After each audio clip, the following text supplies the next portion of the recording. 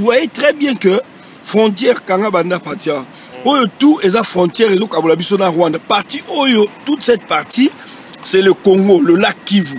Le tracé frontalier est ici.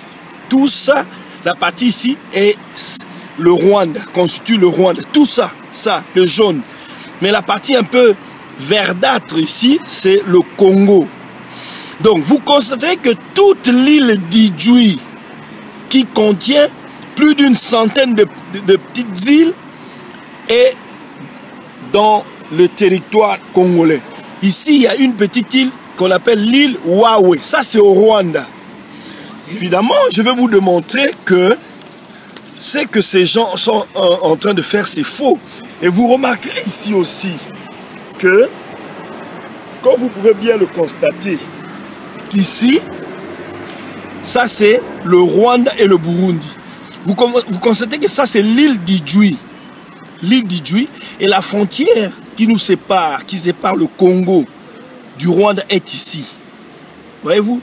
Et ça c'est une carte qui a été, n'est-ce pas, produite en 1938 aux éditions R. de Rook. Donc ça contient le Rwanda, Urundi, tout ça. Donc, atlas géographique et historique du Congo belge et les territoires sous mandat du Rwanda, Urundi, Bruxelles, édition R. de Rook, 1938. Donc, vous constatez que l'île d'Idjoui ici est la partie verte ici, verdâtre ici, et c'est le Congo. Et la partie jaune, c'est le Rwanda et le Burundi. On appelait ça Rwanda-Urundi. Donc, ici, toute l'île d'Idjoui est c'était pratiquement tout le lac. Enfin, c'était justement ici, vous comprenez ici que une partie du Rwanda traverse le lac Kivu, ça c'est vrai, mais la grande partie du lac Kivu est comprise dans le territoire congolais. Ça c'est une carte, la carte Rwanda-Urundi, la carte politique. Bien, maintenant vous allez vous rendre compte d'une chose aussi, c'est que je vais vous présenter une autre carte beaucoup plus expressive. J'aimerais que vous vous rapprochiez un tout petit peu de ça. Vous allez constater que ici, en 1885, la frontière congolaise passait par ici. Ici, ici, ici. Donc toute cette partie a été conquise par le Congo. Tu vois, cette partie a été conquise en 1894. L'autre ici aussi en 1894. Donc en 1885, donc le 23 février 1885, à la fin de la conférence de Berlin, qui avait commencé le 15 novembre 1884 et qui s'est terminée en 1885, donc le 23 février, donc comment pourrais-je dire, au sortir, n'est-ce pas, quand ils ont fini la conférence de Berlin, voilà, c'était comme ça ici. Vous vous rendrez compte que toute cette partie n'appartenait pas au Congo. Ça, c'était une partie qui appartenait à l'Angola. Mais ici, nous avons acquis ça en 1927. Et là-bas, cette partie, en 1891, 91, et en 1885, c'était cette partie. Bien, nous avons aussi perdu cette partie en 1894, donc le lac Mouero. Et ici aussi, vous vous rendrez compte que vers le lac Mouero, il y a une partie que nous avons perdue, certes au profit de la Zambie, en 1894. Et en 1885, c'était ça. Et c'est que ces gens sont en train de raconter comme quoi en 1911, il y avait des cartes, ainsi de suite. Mais regardez, ici, nous avons le Rwanda qui était même inclus dans le Congo en 1885 à la fin des travaux de Berlin en 1885. Donc le Rwanda ici, ça c'est le Rwanda. Le Rwanda était inclus dans le territoire congolais. Mais avec les retouchements, parce que à la fin de la conférence de Berlin, il y a eu des négociations qui ont suivi. Et en 1910, il y a eu un nouveau tracé n'est-ce pas, de la frontière. On a, donc, il y a une autre ligne. Vous voyez, cette ligne ici, c'est la ligne actuelle. Donc, c'est pour dire que si le Rwanda réclame une partie du Congo, c'est faux. Parce que c'est au contraire le Congo qui devait réclamer une partie de son territoire au Rwanda. Donc, vous vous rendez compte que donc, toute l'île, tout le lac appartenait au Congo à cette époque-là. Mais c'est en 1910 qu'on a quand même su concéder une partie du lac Kivu au Rwanda, ainsi de suite, même de ce côté-là. Excusez-moi. Et ici, vous vous rendez compte que vers le lac Mobutu, donc nous n'avions pas le lac Mobutu, ok? Mais c'est après les négociations de 1855-1915 que nous avons conquis cette partie. Je vais vous montrer quelque chose de très important qui va sûrement convaincre nos auditeurs ou les gens qui nous suivent. J'aimerais bien attirer l'attention, et une attention assez particulière. Ici, nous avons le livre d'Honoré Ngbanda. Vous pouvez filmer le livre parce qu'il a été écrit dans son livre ici. Vous voyez, dans ce livre, Honoré Ngbanda présente ces frontières-là.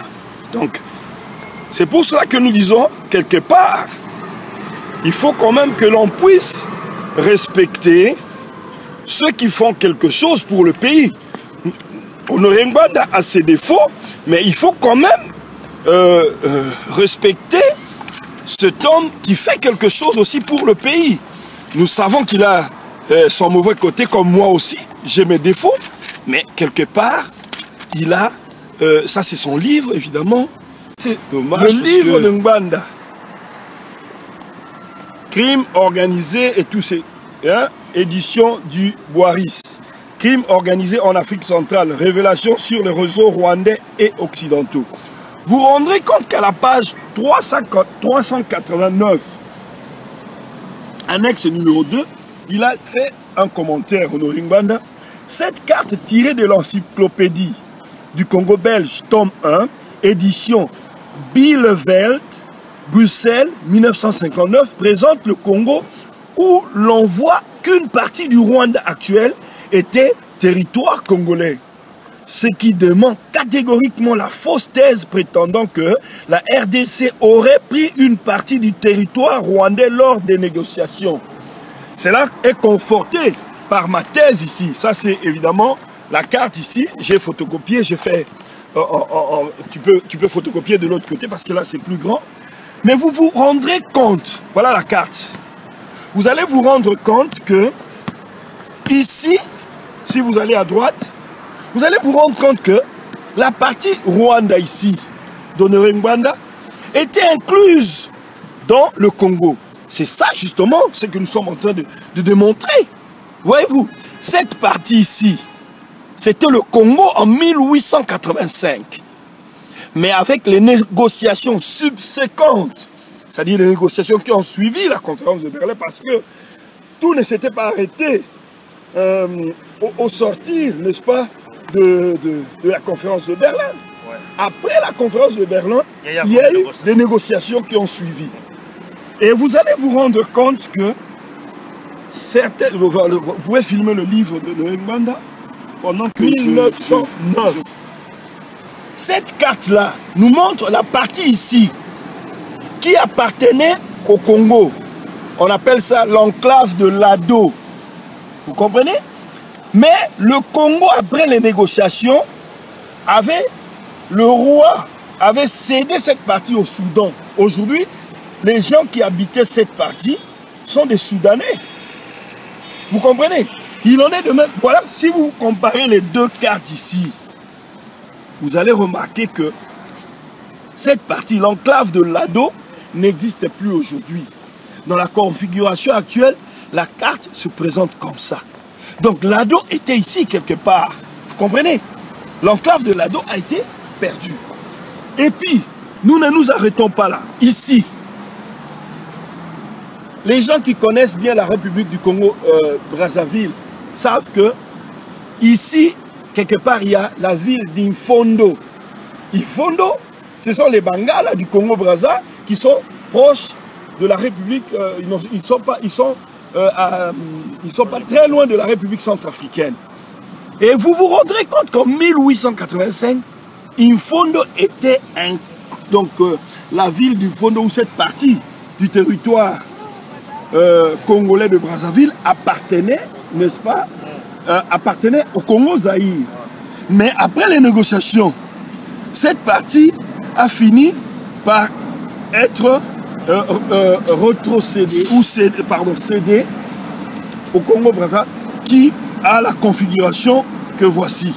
Donc cette configuration actuelle du Congo-Brazza est celle d'après les dernières négociations. Vous comprenez? Donc, nous dire qu'il y a une carte de 1911 qui aujourd'hui fait office de référence indiscutable, c'est bien faux. Parce que vous avez filmé ici que comment pourrais-je dire, le Rwanda était englobé dans le Congo. Mais la configuration actuelle, si vous voyez bien, attendez, vous allez le remarquer que la configuration, voilà, même ici, vous voyez, même ici, en 1888, parce qu'ils évoquent 1911, mais en 1888, le Rwanda était dans le Congo. Regardez les pointillés. Et quand vous voyez limite des pays en 1888, voilà les pointillés, les tirets ici. Donc en 1888, cette partie du Rwanda et tout le lac Kivu était inclus dans le Congo. C'est vrai que tu as dit comme une démonstration d'ailleurs par rapport à la délimitation de la frontière entre RDC, là, voisin, notamment Rwanda, tout le monde peut également Soudan. Nengo la kisi qui est parti, mususu qui est dans la Soudan, parti la maison mususu contre Rwanda contre des Zouango, parti mususu angolais de la Guy. Tout ça parti mususu angolais mais après angolais vous avez après. Mais nanyo sur la kisi biso là, le numéro le balabande. Maintenant si on a lingala parce que au salaire on a français, et le numéro le par rapport là parce que toujours on a nungu que entre Rwanda et Congo, il faut pas revoir la frontière de soi. Makameza nini? Bien, na lingala lo baboy de Koalinia. Eza likambo ya motuya pe likambo ya pasi. Esengeli malamu naloba na lingala po bato bakoka koyoka. Na kolembisa lingala lia ngai, na koloba lingala lia makanza te, po naza après tout na mwana kina, na mwana kina. Donc nakoki pe koloba lingala ya kina. Donc bato bakanza te ke po naloba lingala ya makanza, na koloba lingala kinte. Na kinois, on comprend. Donc likambo eza boye. Eza likamwa mabele baloba likamwa mabele bato bakufaka. Ndenge za wana ba négociation zo sala na vice gouverneur ya Kivu na ba autorité Nord Kivu Sud Kivu ça dépend. Eza Nord Kivu évidemment. On va zo sala ba négociation na ba autorité ya Rwanda. Oui. Kasi eza pasi pour la négociation ni ba ça quelle négociation? Ba zo sala ba négociation pour être ba koka bongo kokamata frontière ba koka bongo kozwa ndambo ya mabele et pas na biso. Et puis, nayoki bazotanga géographe moko, géographe et diplomate français Michel Fouché, auteur il y a un livre mon bakomi sur les frontières d'Afrique. Donc semaine il y a le 25 au 30 août 2014, ba frontière terrestre na niveau ya Goma na Gisenyi, na ba frontière lacustre à travers le lac Kivu et fluvial le long, il y a rivière Ruzizi. Donc, bazo ça la négociation pour détecter ma borne, mais mon frère. Tout ça, on va détecter ma borne en fait. Ma borne, délimitation en 1911. Voilà. Mais je vous parle des choses, na carte, ma frontière, il y a 1885 et puis ma frontière, il au-delà, il y a 1911. Et il y a déjà, tant que la frontière monsieur au-delà de 1911, cela veut dire que Ezali na tina mon côté. Ezali, oyo tozo benga Ezali nini. Donc au-delà de il y a 11, en fait bango bazana ya baité moko ya kozonga mpe si moment makazi. Mais ce qui tozonga si moment makazi tozonga pe na 1885. Pour douana nde so tozonga na 1885 tozwa une partie à Rwanda. C'est très simple. Mais oyebi na kati ya nini ya na droit international toza na principe moko balobaka outil possédatis Iuris. Et babenga yango euta na uti possidetis ita possidetis. Donc net kukurum vita eza possidetis. Bon voilà. Si que eza eni koloba nini na ngina ba na lingala eni koloba que soki mboka mibale eza na bitumba. Hein? Deux pays sont en conflit. Tant au conflit, on est aussi là, traité. Vous posséderez les terres ou les biens que vous aviez avant et pendant le conflit. Mabele na yo, malgré bitumbe salami, tant au na négociation, au rozalaka na mabele na yo oyo, ozalaki nango avant et pendant bitumba. Exactement parce que vous savez que vous avez négocié, vous avez fait partir à Mabele. Non, il y a un principe. Alors, vous posséderez ce que vous possédiez déjà. Donc, vous changez. Alors,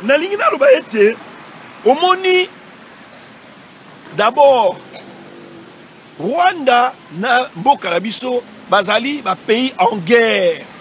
Même Soki, ndeko na bango Hippolyte Kanambe aza na mutu ya mboka azosala ba mascarade et que sais-je encore, toza na situation de guerre permanente na bango tilelo. D'ailleurs, paix à son âme, naza ko regretter liwa ya général Baouma tango babomaki colonel Mamadou Ndala ndeko na biso mwana mboka wondo officier ya école royale militaire na baninga baeba salaki analyse ya nenge babomaki colonel Mamadou babaki ezali assassinat ezali nini nenge balobi te ke ni parce que ba ko mona ke non embuscade te po babaki basalaki ba analyse belé na ba visibilité ainsi tout ça mais alobaki on alaki jour wana nazalaki mokolo wana na radio panique balobaki très bien que prochaine cible ya mutu akoboma ezali général Baouma lelo yobwe eza pasi mingi koyokaki akufi ifalami kimela na ubia luka moyen pe yepe oleba boma yepe ifalende alongola Hippolyte Kanambe atia hors d'état de nuit na ba soda parce que aza général aza pe na ba troupe simanae o ba no yokele la preuve c'est que moni basi ya ba soda ba tamboli na Kivu donc mboka na biso ezali en état de guerre permanente. Donc la guerre est permanente, état de guerre rwandais, état permanent entre Rwanda na Congo. Cela veut dire principe il y a donc l'autorité congolaise, so ba saki ba autorité à solo, ba ko composer ba même principe il y a outil possi detis iuris. Donc, bateau dans la pour pouvoir comprendre, peut-être comprendre mieux. Mais qu'on revoit la frontière rwandaise, ils ont l'idée à Rwandais, c'est ça? Ils ont l'idée à Rwandais, mais ils ont justement. Donc, le principe, il y a outil possidétis. Il céder na demande là-bas, c'est un peu ça. Ça na négociation, si quoi, qu'il y a la frontière, la borne, ainsi de suite. Mais en vue de quoi? Mais justement, on va revoir ou quoi? Les Ali Boye. Kagame, Paul Kagame aza koluka azwa 200 km ya mboka na biso ya mabele. Est-ce que dans la négociation wana basengi officiellement le gouvernement congolais va revoir ou alors bazana ko négocier pour que ceux qui va revoir ou pas? Mais justement la négociation ni ko banini bango balakisi que biso na carte ya 1911 tozalaki au-delà de 200 km. Oui. Rwandais balobi bongo et comme mutu na bango azana nini Hippolyte Kanambe azana ndeko na bango Rwanda amnistia ki bato M23 babomi batu donc c'est-à-dire que ezaka mascarade bazaka na idée balni ba confirmer kaka que Congo pesa bango 200 mais likamo mabele pesa bango na besoin en tant que juriste bango ba kopesa bango te mais bango pona bango parti à 200 km on eza ya bango d'accord mais en vue ngana comprendre mon moké oui bango balingi ba pesa bango parti na bango ba récupérer balingi ba pesa te bazo démontrer que parti okuna eza ya biso bazo clarifier bien bazo ça démonstration tout simplement pour que biso pour la parti na biso moko ezali côté na bino voilà pour Congo mais intention ça que ba récupérer mais bazo ko récupérer déjà tant bazo ba que parti eza ya biso bazo ça nini oui tant ba parti eza ya biso mais ce qui déjà que na niveau parce que on l'a qui c'est à la Bakar tout simplement à niveau conférence de Berlin ba délimiter ba frontière mais après ba conférence il y a encore des négociations tout à fait ba parti mususu qui a amputé ce qui veut dire que tout est encore renégociable. On peut renégocier encore une fois. Non, Nalina Lobaboué, en 1963. Oui. En 1963, et même la convention à Vienne. Et zo le baké bakoki ko toucher les sous sur ma frontière. Et d'ailleurs, tous un principe moko on va bengi intangibilité des frontières héritées de la colonisation. Tango basalaki Organisation de l'unité africaine au Union africaine le 25 mai 1963. Principe où on a s'affirma qui avec force que bakoki les sous ko bouger ba frontière té. On a nini parce que ko bouger ba frontière ils a quand même ba poko sopé ba conflit belé. Pour moni mindele tango ba salaki conférence à Berlin, ba congolais ba salaki té, ba rwandais ba salaki té, ba tuwindu ba salaki té, salaki bango na bango ba benga même que le partage du grand gâteau. Alors tango ba kaboli grand gâteau on a Berlin.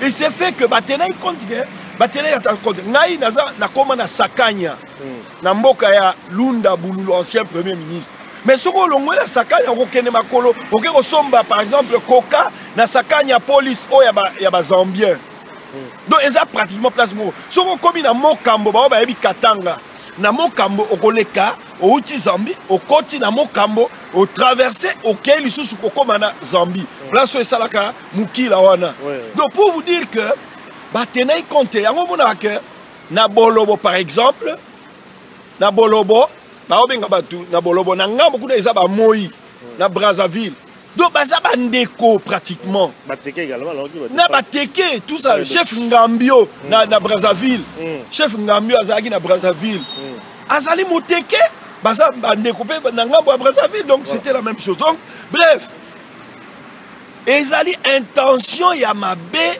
oyo.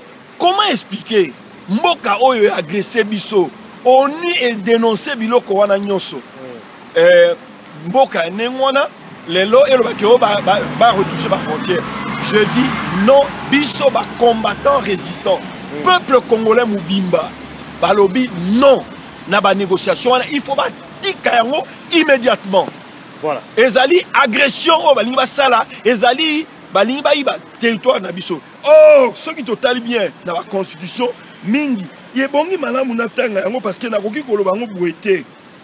Na ba constitution mingi ya mokili, ezali prévu que pour céder partie à territoire, il faut esalama na référendum.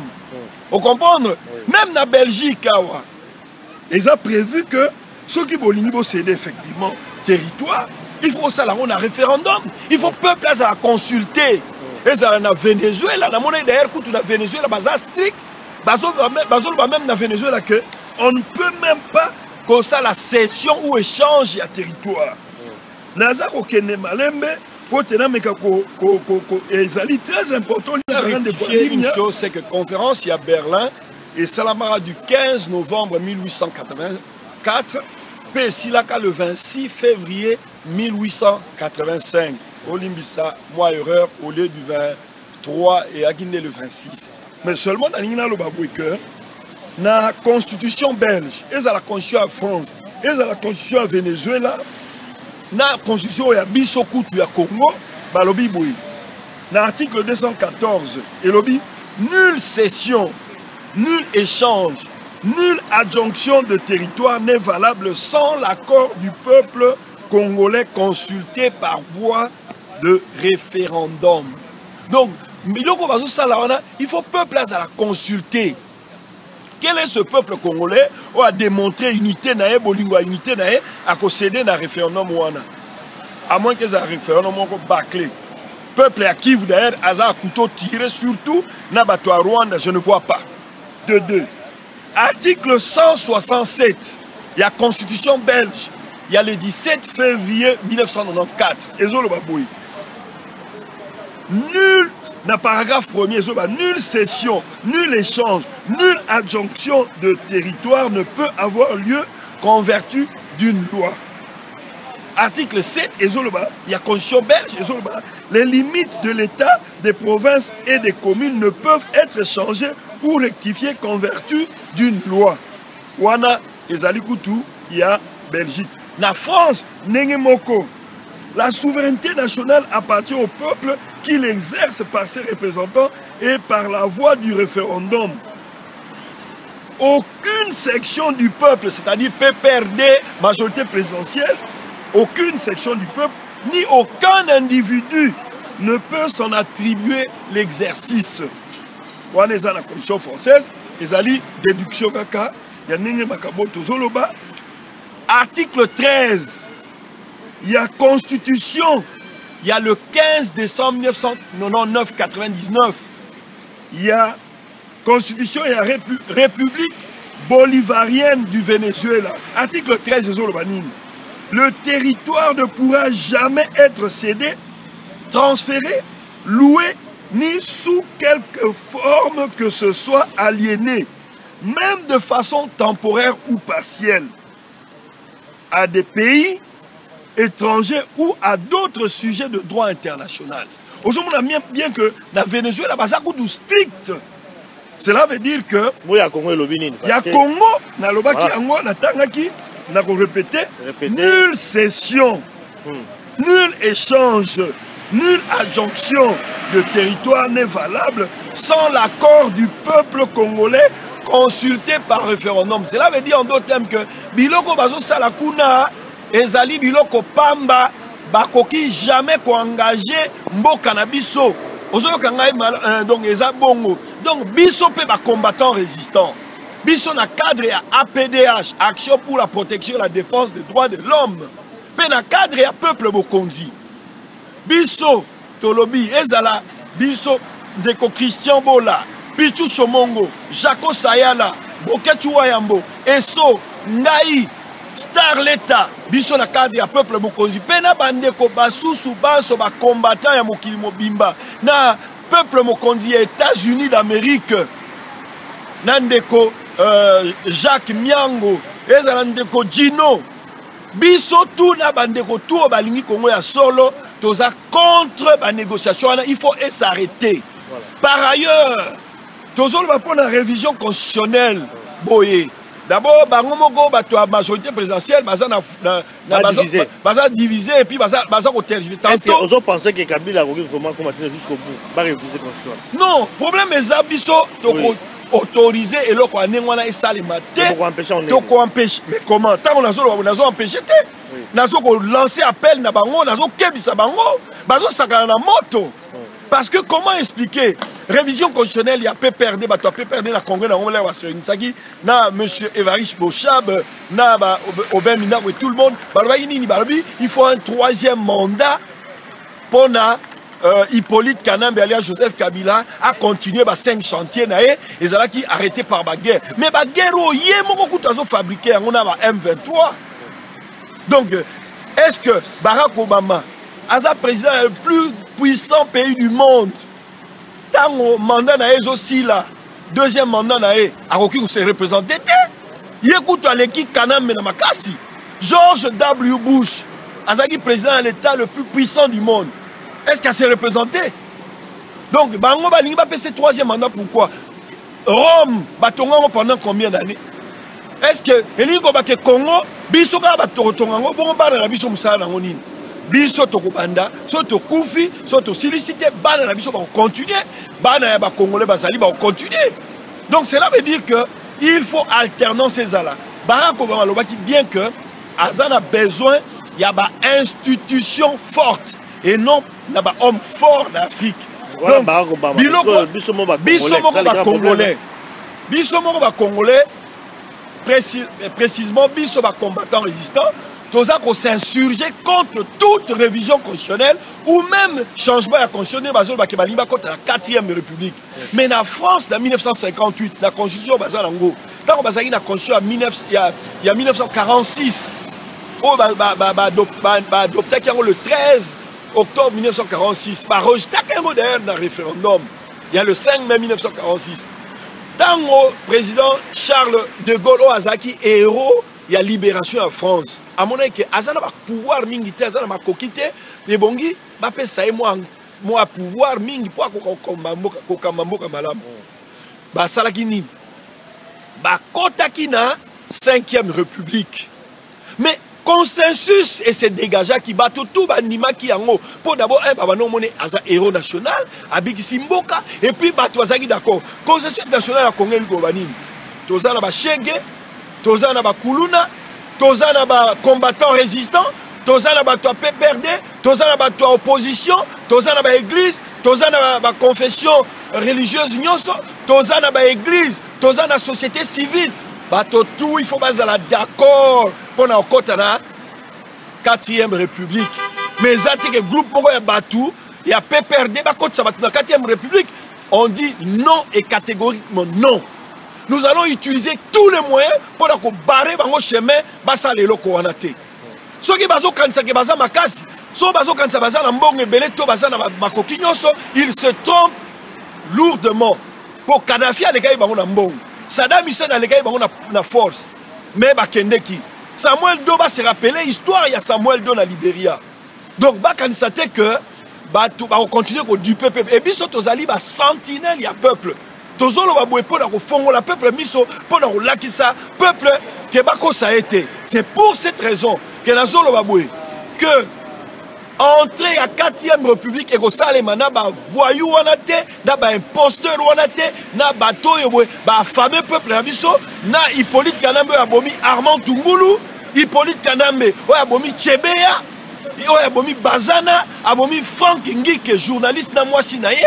Abomi bato na bundu ya Congo, a amnistié bato à M23, a tondisi ba soldats rwandais na Kanchachi. Nous sommes au courant de tout ça. Ba soldats na bazo boma batu, na butu bazo sala ba patu, bazo sala ba kababe. Alors, bande ko ba congolais bino bato za kuna, même bino bato ya PPRD. Est-ce que vous avez battu que mboka ane za ya bino moko? Bozo kanisa avenir ya bana na bino. Bo sala tout. Na pesi bino mwa ngonga moke. Bolongola Hippolyte Kanambe na bato na na système na nyonso wana bande ko ba soda bola pakinda ina se drapeau pona obiksa mboka tala ne bazo boma bino babomi général Baouma bino bozo tika ka boy mais di bokanga bango botia bango hors d'état de nuire les mboka na bino. Et puis pona ba négociation wana comment pays oyo et agressé biso et ko ka ko sala négociation ya ba mabele ba 200 km non. Non, et puis président a amnistié M23, président Nengona a participé à la négociation à céder. Et ça, les jeunes il y a Afdel de Laurent Désiré Kabila qui a fait ça, si Monique Hippolyte Kanambe Rwanda a moto à Moka, il va profiter de ça. Et biso tokoki kondima yango ata mukete. Toza ko dénoncer yango avec la dernière énergie et puis tous les moyens seront utilisés. Résolution 15-14. Il y a 1960, il y a ONU et Zolobake, le droit du peuple à disposer d'eux-mêmes. Le droit du peuple congolais à disposer de leur pays, à disposer de leur territoire, à disposer de leurs institutions. Le système Kabila, il faut la déraciner. Bango tout va kende. Bato tout va zaïka na manjoar wana, ba kende, batika bato ya sika, baka mamboka. La kamere. Nazo Betambela, ezala Moïse Katumbi, baza bato ya système ya Kabila. On a besoin d'une nouvelle équipe pour conduire Moka. Et même alors, toza contre la négociation, ba initié dialogue. Non, on est contre ça. Parce que le dialogue, on y fait ça. Ce qui dialogue, ça, il faut combattant résistant et puis ça, on a un pays beaucoup neutre, net na Suisse, na France. Et d'ailleurs, tu as même yangoté. Pour na biso, tu continuer, puis tu as un peuple toujours na soulèvement populaire. Bon, bangate bandeko. Bon, ça va million, ceux qui peinent un million, 10 millions à Kinshasa. Ceux qui vont télémi, à 3 millions, batouana bakokima, bandeko nanga. Bon, bangate. Ceux qui beaucoup fait dans ma cité, mais beaucoup fait dans maladie, beaucoup fait dans nzala, beaucoup fait dans crise. Bande konangai, to soso la malamu. Ingeta, ingeta, ingeta.